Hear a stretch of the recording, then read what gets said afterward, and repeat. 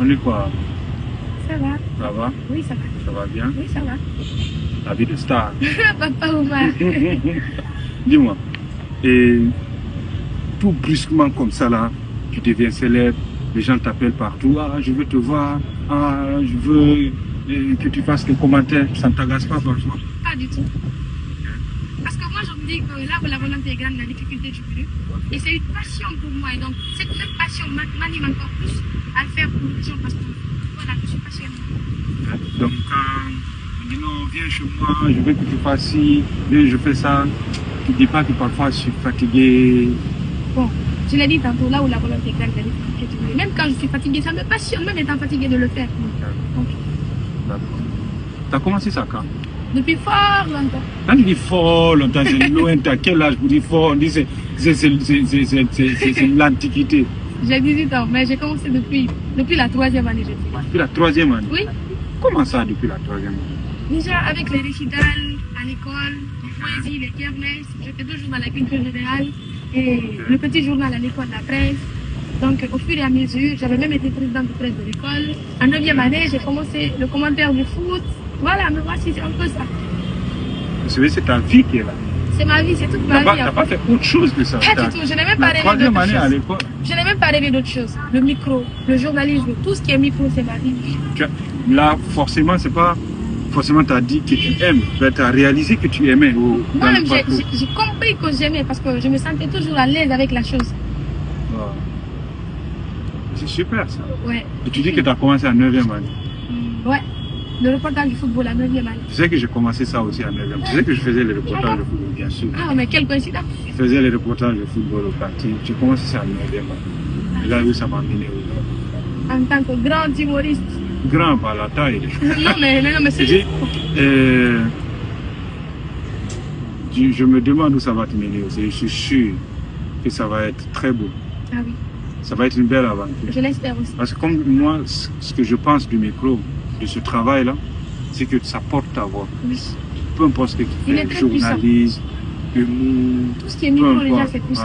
C'est très puissant. Quand tu as le micro, tu parles, on t'écoute. Oui, parce que moi, quand j'ai le micro, je me sens moi-même, je me sens naturelle, je me sens... Avant de venir, tu as le trac parfois? Non, je n'ai pas le trac. Tu as juste envie de faire. J'ai juste envie d'aller foncer. Tu te vois à l'aise, comme ça. Ah oui.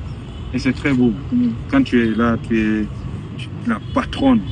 Voilà, je me sens, c'est moi, je dirige tout ce qui est micro, cabine de retransmission.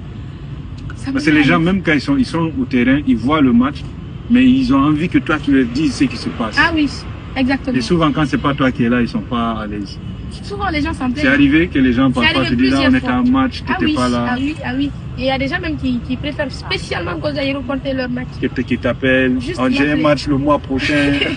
Ça arrive très souvent. Moi, c'était comme ça avec moi aussi. Moi, c'était les vins d'honneur, les shows de la rue, les kermesses, les matchs de gala, les tournois. Il m'arrivait de commenter jusqu'à 2 matchs par jour. Et moi aussi, c'est les matchs, les publicités, les micro-trottoirs, les kermesses aussi. Je fais souvent les kermesses, voilà. Et puis les anniversaires, les animations. Je fais un peu de tout. Tout ce qui est micro, c'est moi. Je me vois tellement quand tu parles, c'est très beau. Ouais. Tu sais, moi j'ai envie que tu fasses un petit exercice. Lequel? On t'a jamais soumis à cet exercice. Lequel? Quand... c'est quoi ton plat préféré?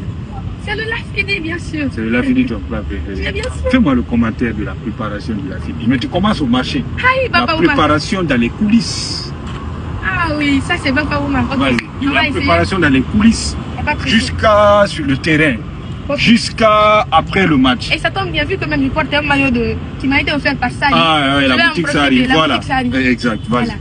Eh bien, mesdames et messieurs, bienvenue sur ce footballistique fondamental, vital, chocolaté de ce marché. Aujourd'hui, on va se préparer pour la cuisine du lafidi. Et cette cuisine se fait comment? Avec les légumes. Quand on prend par exemple l'aubergine et qui va rapidement se fusionner avec le piment. Sans oublier le gombo. Attention, le référé central qui est le fourneau est en train d'accueillir le charbon. Attention, qu'est-ce qui va jouer le plus grand rôle? L'arbitre est là, il va tout contrôler. Et maintenant, c'est le temps de mettre du riz. On va mettre le riz dans l'eau. On va laver très bien le riz. Attention, toujours le joueur Quel piment il va se préparer, attention, quelle attaque, quelle contre-attaque dans la marmite. Ils vont tous se plonger et finalement, qu'est-ce qui va se passer? Il y aura une bonne cuisine et on va piler bien tout ça et ensuite remuer. C'était la fin du match, invitation. Mais t'as pas donné. Regarde quand ton confrère. Normalement, je suis avec mon confrère. Je suis avec mon... Bon, non, je n'ai pas oublié parce que toi aussi, voilà. Toi aussi, voilà. Ton événement là, le 15 février, tu m'as même pas dit, je sais.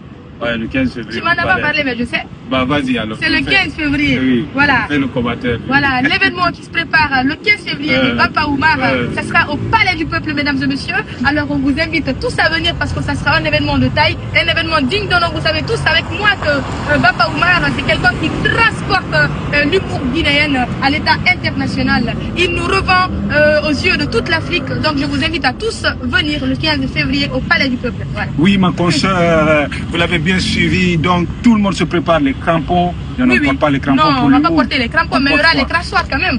Il y aura les crachoirs.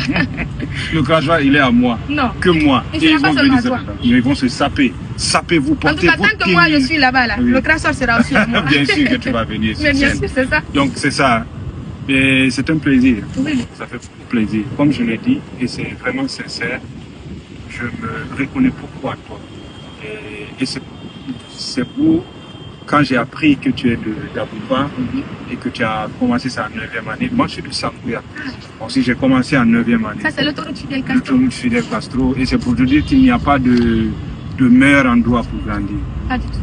Le plus important c'est d'être sur terre, savoir rêver. Ouais. Et ce que je peux te donner comme conseil, c'est d'être préparé aux échecs, pas au succès. Il faut être prêt pour la douleur.